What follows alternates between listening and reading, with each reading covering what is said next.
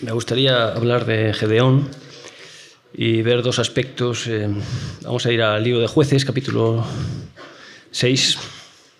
Primero, ver un poco la situación de Israel en este juez que se levantó y ver un poco nuestra similitud, si podemos encontrar alguna similitud con nuestra realidad. Tenemos como el pueblo de Israel andaba en esas subidas y bajadas. Había bajado a la desobediencia y entonces dice que subían los madianitas, gracias, y robaban los ganados y los camellos. Dice en el versículo 5, dice: porque subían ellos y sus ganados y venían con sus tiendas en grande multitud como langostas, ellos y sus camellos eran innumerables, así venían a la tierra para devastarla, ¿no? De este modo empobrecía a Israel en gran manera por causa de Madián, y los hijos de Israel clamaron a Jehová. Las langostas es un ser vivo que tiene su genética de devastación. No piensan en el mañana, no piensan que están arrasando, ¿no? Ellos son poblaciones que van transhumantes, destrozan y no dejan nada de vida y se van a otra zona, ¿no? Entonces, yo creo que tenemos gobiernos que tienen esa identidad, tienen esa ideología. No está dentro de su ser la devastación, unas ideas tan destructivas que no solo nos afectan a nosotros, no solo sí que hay una determinación más con una inquina mayor contra nosotros porque confesamos a Cristo y ellos eso les levantan pollas, pero en la identidad de estos gobiernos es la destrucción, la devastación. Es como la fábula, ¿no?, de aquel escorpión que quiere cruzar el río y le hace un pacto con el sapo y entonces le dice: bueno, pero te llevo, pero no me piques. Y en la mitad del camino el escorpión le da un picotazo al sapo y se empiezan a hundir. Dice: oye, te avisé de que nos vamos a morir los dos. Ya, pero es mi instinto, no he podido resistirlo. Y el instinto de la langosta es la devastación, la destrucción y utilizar todo aquello que es insensato, ¿no?, para que no vuelva a crecer la hierba. Y así estamos viviendo, ¿no? Pero dice la palabra que los hijos de Israel clamaron a Jehová, ¿no? Y entonces el Señor levantó un varón, profeta, y les habló de que habían tenido temor de los dioses, de los amorreos, de los dioses falsos, y que esta situación venía por que habían empezado a tener temor de estos dioses, conformarse al mundo, conformarse a las ideas. El otro día hablaba con un familiar, él no tiene al Señor todavía, y me hablaba, dice: me hubiera gustado que mis hijos, haberles puesto freno, ¿no?, ante la presión en los colegios de no haberles dado el móvil hasta los 16 años, pero es que les estaba dejando completamente siendo marcados, marginados. Entonces tuve que ceder, ¿no? Y estamos ante una presión social tremenda, ¿no?, en la que podemos tener temor de esas presiones y conformarnos a las ideas del mundo. Cuando empezaron a darle las tablets a los niños, a mí me producía un escozor. No quería que a los niños pequeños les dieran una tablet ya, para que se estuvieran aprendiendo a dar al botón todo el día. Incluso con alguna profesora, oye, a mí esto nadie me ha consultado. Y ahora los pedagogos se dan cuenta de que es un problema para el desarrollo cognitivo de los niños, ¿no? Pero nos pasa con los móviles, nos pasa con tantas cosas que la presión nos va haciendo que nos conformemos, ¿no? Hombre, es que voy a tener que sufrir nuestros hijos van a ser señalados y entonces toda esa presión nos va haciendo que tengamos cierto temor a estos moveres y ideas, ¿no? y que son tan perjudiciales, ¿no? Bueno, si sigue este texto, ¿no? Habla de Gedeón. En el versículo 11 dice: y vino el ángel de Jehová y se sentó debajo de la encina que está en Ofra, la cual era de Joás Abiecerita, y su hijo Gedeón estaba sacudiendo el trigo en el lagar para esconderlo de los madianitas. Esconder el grano. Yo me veo un poco identificado ahí, escondiendo el grano. Hace poco una conversación con unos inspectores, que no son nuestros enemigos, son personas. Y, oye, mándame los contactos de voluntariado. Digo, pues no te lo voy a mandar. Digo, porque para vosotros no sirven para nada, es papel mojado, solo sirve para decir que ya es un contrato. Digo, mira, los usuarios no tienen ninguna obligación de tener un contrato de voluntariado, son usuarios. Insistiendo, porque es a lo que se quieren agarrar para luego pues, producir un daño, ¿no? a la obra, ¿no? Y digo, que no te lo voy a dar. Y así en otras áreas en las que intentamos, como Gedeón, hacer lo que podamos, ¿verdad?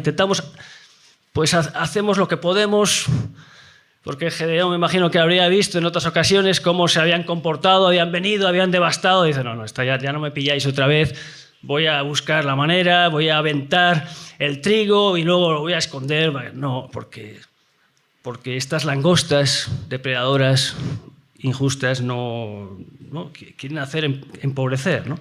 Entonces, Gedeón hacía lo que podía, pero pues ahí no estaba la salvación, ¿no? Porque Gedeón hiciera eso, no estaba... El pueblo no se iba a salvar haciendo eso. Hacía según sus fuerzas, ¿verdad? Como dice Eclesiastés, lo que venga a tu mano, ¿no? Pero ¿de dónde viene nuestro socorro? ¿De dónde vendrá nuestro socorro, verdad? Nuestro socorro viene del Señor. El Salmo dice también: nuestros ojos miran hacia Jehová porque Él sacará nuestros pies de la red. Hacemos lo que podemos y reformamos ciertas áreas que teníamos débiles, mejoramos pues las fichas y la manera de, pues, con más sabiduría e inteligencia de las personas que llegan. Hacemos lo que podemos, pero ahí no está la salvación. Este problema que sufrimos nunca, yo desde el primer momento dije que esto no es un problema técnico y no debíamos de buscar la respuesta en un área técnica, aunque tengamos que mejorar la técnica y tenemos que mejorar inteligentemente nuestras maneras de actuar. Pero esto no es un problema técnico. Nuestra salvación viene de arriba, ¿no? Y Dios puede cambiar la situación de este país. No quiere decir que venga de aquí, pero me sorprendía que hay un bufete de abogados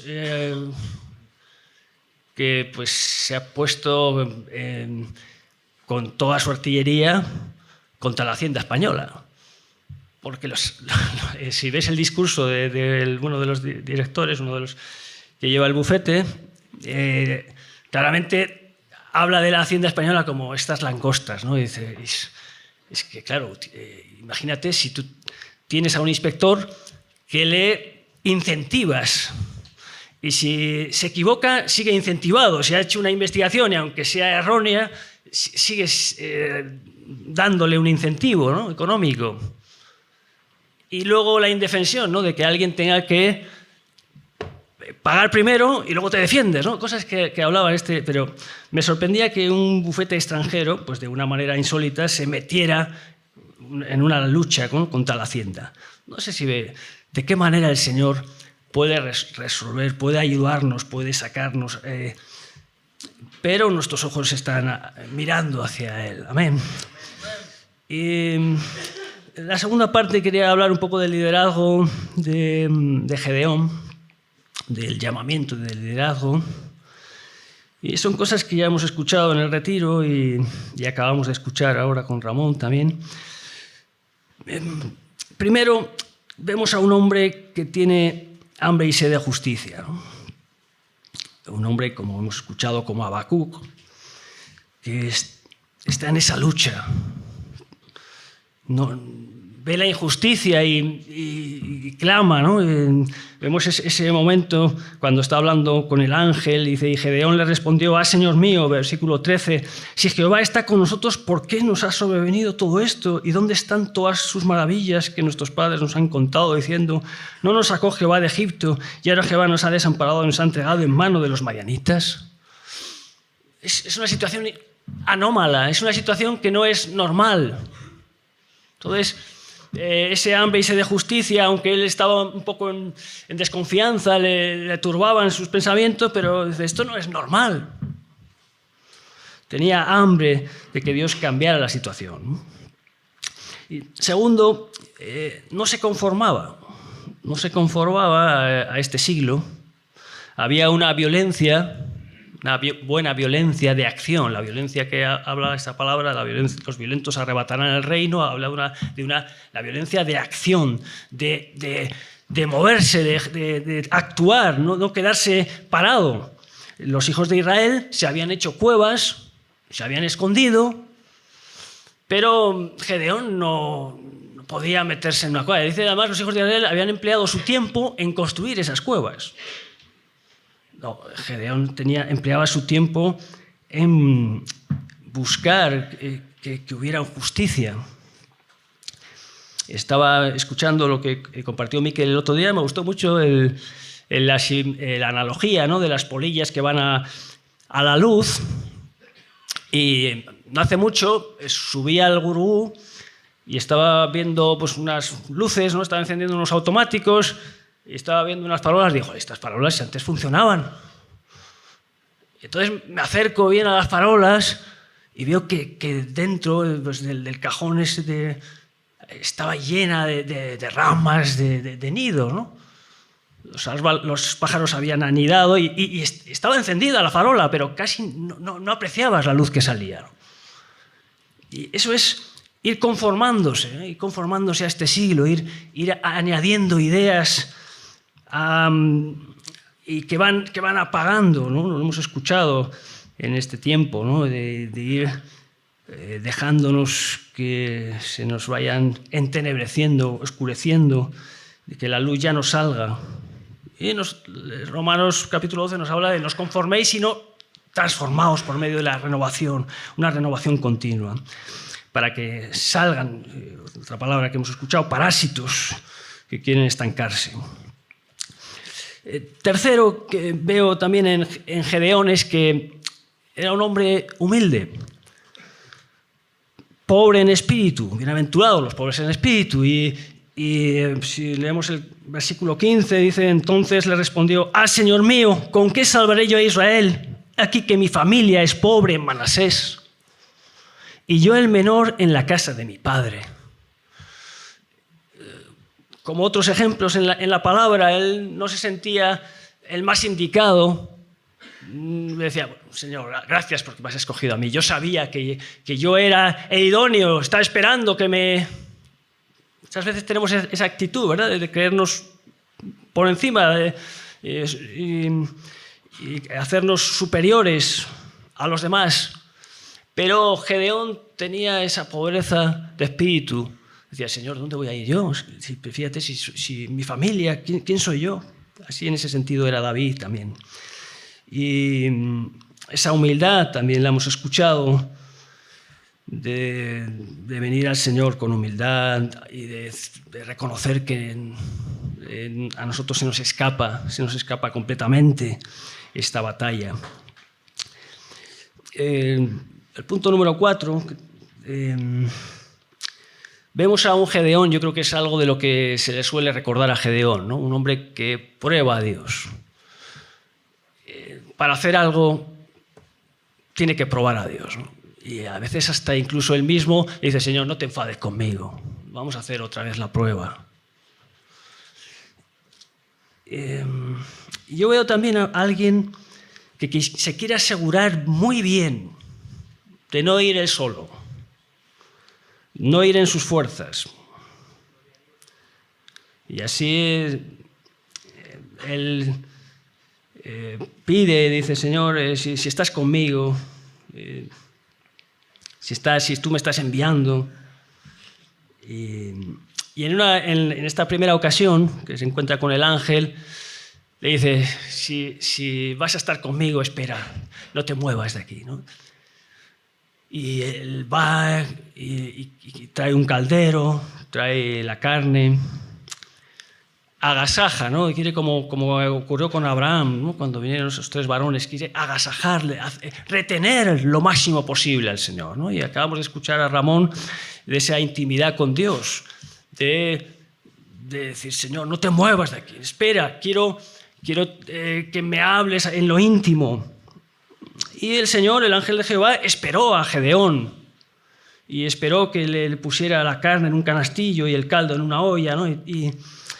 Y entonces dice que en el versículo 21, y extendiendo el ángel de Jehová el báculo que tenía en su mano, tocó con la punta la carne y los panes sin levadura, y subió fuego de la peña, el cual consumió la carne y los panes sin levadura, y el ángel de Jehová desapareció de su vista. Viendo entonces Gedeón que era el ángel de Jehová, dijo, Señor Jehová, que he visto al ángel de Jehová cara a cara. Pero Jehová le dijo, paz a ti, no tengas temor, no morirás. Y edificó allí Gedeón altar a Jehová y lo llamó Jehová Salom, el cual permanece hasta hoy en Ofra de los abiezeritas.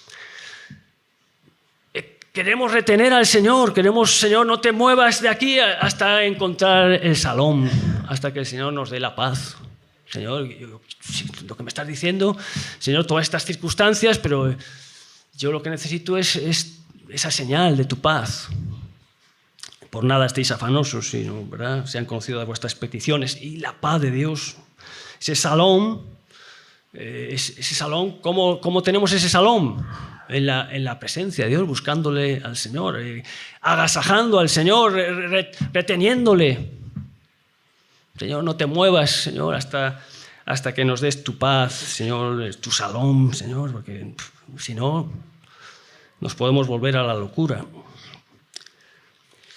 Y solamente, ¿verdad?, ver la mano de Dios y ver su paz que el Señor en cada circunstancia nos da. Y luego, por último, vemos a un Gedeón que tiene que consagrarse antes de ir a la batalla. El Señor le habla y le dice, mira, ese altar que tiene tu padre, a Baal, esa imagen a Asera, tienes que destruirla y hacerme altar a mí. Él se tiene que consagrar con su familia, por encima de su padre, de sus hábitos, de la cultura, de su idolatría. Él tiene que entregar toda su familia al Señor y poner el llamamiento en primer lugar. Lo hace de noche porque tenía cierto temor a los moradores, al pueblo que veneraban esos Baales. Y entonces, cuando se levanta el pueblo por la mañana, le preguntan a Joás, oye, ¿quién ha hecho esto? Y inquieren miran a ver quién ha sido, hasta que dicen, no, ha sido Gedeón, ha sido el hijo de Joás. Y entonces parece que esto produce incluso un despertar en la vida del padre de Gedeón. Esa consagración de Gedeón produce que el padre, que había sido una herramienta para esos Baales, ahora él dice, bueno, si son Baales, pues que se defiendan ellos. Y así a Gedeón lo llamaron Jerobal. Nosotros debemos de consagrarnos antes de ir a exigir a otros. Debemos de tener una consagración personal, familiar, haber puesto en el altar nuestras vidas, la vida de nuestra familia. Y ahí es un momento crucial en la vida del liderazgo, cuando tienes que... No te pones del lado de tus hijos para tratarles de manera diferente y permitirles lo que no les permites a otros hijos. Y tienes que ponerlos en el altar, consagrarte, como hizo Gedeón, que supuso un choque, una violencia, y el estar expuesto a que lo mataran. Pues el consagrarnos a Dios nos exponemos a represalias, a situaciones incómodas, pero buscamos el reino de Dios y su justicia y el Señor hará su labor. Amén. Bueno, terminamos 2 de Crónicas 14. No es el mensaje de Gedeón, pero me gustaría asociarlo para esta confesión del rey Asa.